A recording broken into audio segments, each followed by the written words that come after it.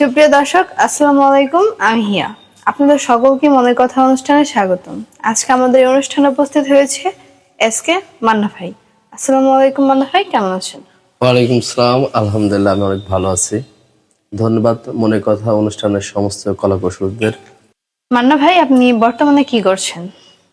বর্তমানে আমি গান নিয়ে ব্যস্ত আছি। আমি এখন গান নিয়ে সামনে আমার 3টা গান আসছে, অল্প সময়ের মধ্যে এই গান 3টা রিলিজ পাবে। তবে গান নিয়ে ব্যস্ত আছি। গানের পাশাপাশি আর কিছু করেন না? গানের পাশাপাশি তেমন কিছু করা হয় না, নিজের ছোট একটা ব্যবসা আছে, তো সেই ব্যবসাটা করা হয় আর পাশাপাশি গান। তো ওভারঅল সব মিলিয়ে গান করার ইচ্ছা আছে, সামনে বেশি গানই করব। আমরা কি একটা গান শুনতে পারি আপনার মুখ থেকে? আমার ছোট একটা গান শোনাচ্ছি ছোট করে। স্বপ্ন ছিল, আশা ছিল, ছিল ভালোবাসা, তবু কেন ভেঙে দিলি এই মনের আশা।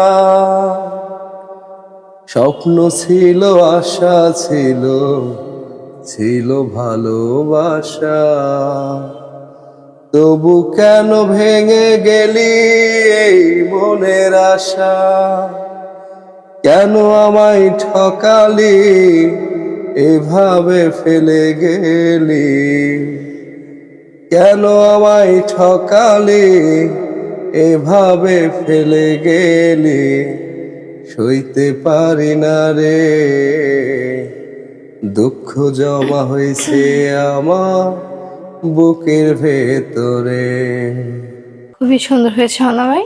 এরকম সেট সং গাওয়ার মানে কি, মানে কোনো কারণ আছে? স্যাড সং গাওয়ার পেছনে কিছু কারণ আছে। কারণটা হচ্ছে আমি ছোটবেলা থেকে এই স্যাড সং শুনি। আমি সত্যিকার অর্থে আজকে এই স্টোরিতে আমার কিছু পার্সোনাল কথা বলবো। আমি খুব দরিদ্র ফ্যামিলি একটা ছেলে, গ্রামে থাকতাম। আমি মাস্টার্স শেষ করছি অ্যাকাউন্টিংয়ে। তো আমি যখন খুব দরিদ্র অবস্থায় ছোট থেকে পড়াশোনা করতাম, ক্লাস 6 থেকে আমার একটা বান্ধবীর সঙ্গে আমার একটা রিলেশন হয়। রিলেশন বলতে কি, ও আমার খুব পছন্দ করে, আমি ওকে পছন্দ করি। তো পছন্দ হওয়ার পর ও আমার খুব পছন্দ করে। তো মাঝে মধ্যে দুজনের কথা হতো যে বড় হয়ে আমরা চাকরি করব, চাকরির পাশাপাশি সুন্দর একটা জীবন আমরা দুজন উদযাপন করব। আমাদের সব মিলে ছোটবেলা থেকে একটা দুজনের ইচ্ছে আচ্ছা, ছিল। ছোটবেলার প্রেম তাহলে। হ্যাঁ, ছোটবেলার প্রেম। তো সেখান থেকে আমরা অল্পতে অল্প করে আগাইতে থাকতাম। তো একটা সময় আমি এসএসসি শেষ করলাম, এক্সাম দিলাম, এসএসসি পাশ করলাম, ও পাশ করলো, ইন্টার শেষ করলাম। তো ইন্টারেও একটু খারাপ করলো, যে কারণে ইন্টার ফেল করার পর আমি মাস্টার্সে চলে গেলাম। আমি অনার্সে চলে গেলাম। অনার্সে যাওয়ার পর আমি পড়াশোনা শেষ করলাম। আমার থেকে কিছুটা পিছিয়ে গেল, 1 বছর গ্যাপ হয়ে গেল। এর মধ্যে আমরা সিদ্ধান্ত নিলাম যে একটা সময় বিয়ে করব। তো আমি এখন দেখি যে আমার সমস্যা, বিয়ে হবে না। তো তখন আমি প্রশ্ন করলাম, তো আমি কি অপরাধ করলাম তুমি আমাকে এরকম কষ্ট দিতে চাচ্ছ? তো বলে যে দেখেন, বিষয়টা আমার ফ্যামিলি যেখান থেকে আমাকে দিবে আমি সেখানে যাব। তো আমি তখন বললাম যে দেখো, আমি যখন এসএসসি শেষ করলাম তখন তো আমার একটা চাকরি হলো, সেনাবাহিনী চাকরি। তো আমার অনেক শখের চাকরি, আমি সেই চাকরিটা করতে পারলাম না শুধু তোমার কারণে। তো এখানে আমাদের থার্ড পার্সনের মাধ্যমে আমার ফ্যামিলি থেকে চাকরিটা ঠিক করেছিল। তো সেইখানে আর একটা মেয়েকে বিয়ে করে আমার চাকরি করার কথা ছিল, কিন্তু আমি ওইটা আর কি করতে করি নাই, শুধুমাত্র তার কথার উপর ভিত্তি করে। সে আগ্রহটা দেখে না, সে বলছে যে আমি তোমাকে নিয়ে স্বপ্ন দেখছি, তোমাকে নিয়ে আসতে চাই। তো আমি ওনার কথার উপর ভিত্তি করে চাকরিটা করলাম না। তো আমার ফ্যামিলি থেকে অনেক চাপ দিল, যেহেতু আমাদের দরিদ্র ফ্যামিলি। তো আমাকে বললো যে তুমি চাকরিটা করতে পারতা। তো আমি কাউকে আসলে না বলে আড়াল করে বিষয়টা আমি আমার মতো করেই সেট আপ করছি যে আমি পড়াশোনা করে চাকরি করে পরে সেটেল হবো। না, আমার তো মনের মধ্যে মেয়েটা আছে, আমি ওরে ভালোবাসি, ও আমারে ভালোবাসে। বাট মাঝখানে একটা ব্যবধান হচ্ছে, আমি দরিদ্র ফ্যামিলি ছিলাম। আমি থাকি গাছতলায়, হে থাকি 7 তলায়। সে মেয়েটার বাপের 7 তলা বাড়ি আছে, সে উচ্চ ফ্যামিলির মেয়ে, বাট আমি দরিদ্র ফ্যামিলি ছেলে, যে কারণে আমার আর তার এই সম্পর্কটা কন্টিনিউ করতে পারিনি। তো আমি যখন অনার্স 3য় বর্ষে, তো ওই সময় ওর বিয়েটা হয়ে যায়। ওর যখন বিয়ে হয়ে যায় তখন আমি প্রচন্ড ভেঙে পড়ি। মানে আমি ওভারঅল তখন হিসাব করে দেখলাম যে আমাদের সম্পর্কটা ছিল 16 বছর। তো আমি তখন দেখলাম যে 16 বছরের একটা রিলেশন আমি টিকে রাখতে পারলাম না। আমার প্রবলেমটা শুধু আমি দরিদ্র ফ্যামিলি ছিল তাই। তো আমার মতো বাংলাদেশে এখন অনেক দরিদ্র পোলাপান আছে যাদের সম্পর্কটা এ ধরনের এভাবেই নষ্ট হয়ে যাচ্ছে।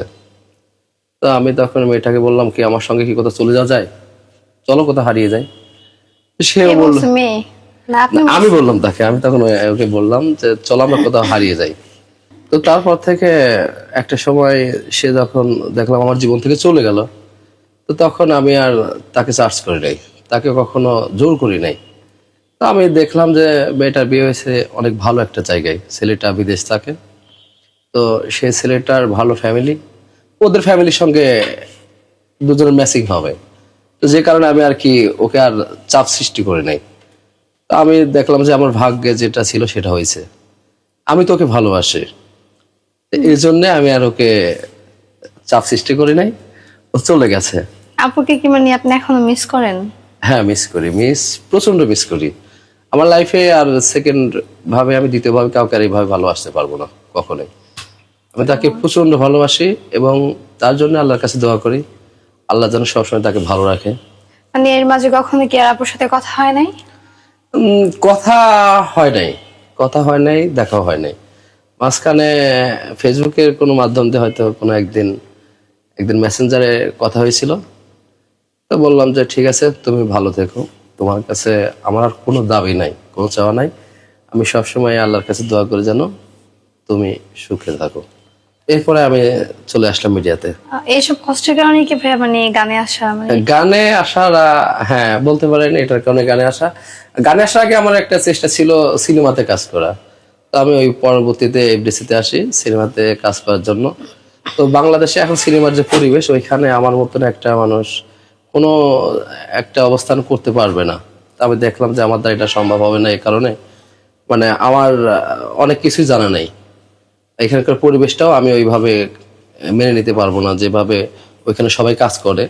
মানে আমি ওভারঅল কখনো কোনো কিছু শিখি নাই, তো কিভাবে আমি সিনেমাতে কাজ করব? না পারি আমি অভিনয় করতে, না পারি ভালোভাবে কথা বলতে। তবে তখন ওইখান থেকে চলে আসলাম। তো আসার পরে আমি ভাবলাম যে আমি মিউজিকে কাজ করব। এরপর থেকে আসলাম গাজীপুরে, ঢাকা থেকে ডাইরেক্ট গাজীপুরে আসলাম। গাজীপুরে আসার পরে আমার সঙ্গে পরিচয় হলো আমাদের তহিদুল ভাই, যিনি আমাদের Equal Music M Series YouTube চ্যানেলের যে মালিক, এই স্টুডিওর যে মালিক, ওনার সঙ্গে আমার পরিচয় হলো আর কি। তো ওনার সঙ্গে পরিচয়ের কথা হতে হতে তো উনি আমাকে অফার করলো যে ঠিক আছে আপনি আসেন, গান করেন, দেখা যাক কি অবস্থানটা হয়। তো তারপর থেকে ওনার সঙ্গে চেষ্টা করছি, ওনার সঙ্গেই ওনাকে আমার গুরু হিসেবে ভেবে আমি গানের জগতে আসছি। প্রিয় দর্শক, আমরা সকলেই ভাইয়ের জীবন কাহিনী অনেক কিছু শুনলাম। এখন আমরা আরেকটি গান শুনবো ভাইয়ের মুখ থেকে। ভাই প্লিজ। ও প্রিয়া, কোথায় হারিয়ে গেলে, ঠিকানা বলে যাওনি। এত বড় পৃথিবীতে আমি বড় একা, এত খুঁজে তোমার পাইনি দেখা। প্রিয় মানুষ ছাড়া বলো কে বাঁচতে পারে। ও প্রিয়া, কোথায় হারিয়ে গেলে, ঠিকানা বলে যাওনি। ভাইকে অসংখ্য ধন্যবাদ আমাদেরকে সুন্দর একটি গান শোনানোর জন্য। ভাই আপনি যেরকম গান করেন, মানে গানের জগতে যে এসেছেন, আপনার ফ্যামিলি থেকে কে কে সাপোর্ট করে? ফ্যামিলি থেকে গানের সাপোর্ট আসলে ওইভাবে কেউ কখনোই করে না। আমার কলেজে পড়ার সময় যখন কলেজে একদিন বিদায় অনুষ্ঠান ছিল, তখন একটা গান কলেজে বলছিলাম। ওই সময় ওইখানে আমার আম্মা প্রেজেন্ট ছিল। তো আম্মা প্রেজেন্ট থাকার পর আমার গানটা শুনে আমার ভালো লাগছিল, এরকম আমি জানতে পারি, শুনছিলাম। আর ছোটবেলা থেকে গান আমার খুব পছন্দের, যে কারণে আর কি আমি গান করি। তো ফ্যামিলির কারোর সাপোর্ট ওইভাবে আমি কখনো এখনো পাই নাই, তবুও নিজেই চেষ্টা করি আর কি। আমার কোনো ফ্যামিলি সাপোর্ট নেই। ভাই তো বিবাহিত, আচ্ছা ভাবি কি আপনাকে সাপোর্ট করে? হ্যাঁ ভাবি সাপোর্ট করে। ভাবি মানে গান যখন রিলিজ হয় তার আগে সাপোর্ট করে না, মানে গান রিলিজ হওয়ার পরে সাপোর্ট করে। ও, আমার এই পর্যন্ত 7টা গান বের হয়েছে। এই 7টা গানের মধ্যে মানে গান যখন রিলিজ হয় তার আগে যে সে জানতে পারে, অনেক রেগে যায়। তো ভাবি গান দেখার পর পছন্দ করে, এই কারণে আর কি ভাবির সাপোর্ট আছে, এই কারণে আর কি গানের মধ্যেই আছে। ভাই আপনার জন্য অসংখ্য দোয়া এবং ভালোবাসা রইল, আপনি সামনে আরো এগিয়ে যান। প্রিয় দর্শক, আপনাদের সকলকে ধন্যবাদ আমাদের মনের কথা অনুষ্ঠানের সাথে থাকার জন্য। আপনারাও চাইলে আমাদের মনে কথা অনুষ্ঠানে আসতে পারেন। আমাদের মনে কথা অনুষ্ঠানে আসতে হলে ফেসবুক পেজ, জিমেল বা হোয়াটসঅ্যাপে মেসেজ দিতে পারেন। ধন্যবাদ। ভাই, আমাদের দর্শকদের উদ্দেশ্যে কিছু বলেন। দর্শকদের উদ্দেশ্যে একটাই কথা, আপনারা বেশি বেশি করে মনের কথা অনুষ্ঠান ইউটিউব চ্যানেলটা সাবস্ক্রাইব করবেন এবং মনের কথা ইউটিউব চ্যানেলটা, এই ফেসবুক পেজটা ফলো করবেন, বেশি বেশি ভিডিওগুলি শেয়ার করবেন এবং মনের কথা অনুষ্ঠানে যারা কলাকুশলী আছে তাদের সবার জন্য দোয়া ও ভালোবাসা রইল। এবং যারা এর মধ্যে সম্পৃক্ত আছেন, তারা ক্যামেরার পেছনে যারা আছেন তাদের সবাইকে ধন্যবাদ এবং সবার জন্য শুভকামনা ও ভালোবাসা রইল।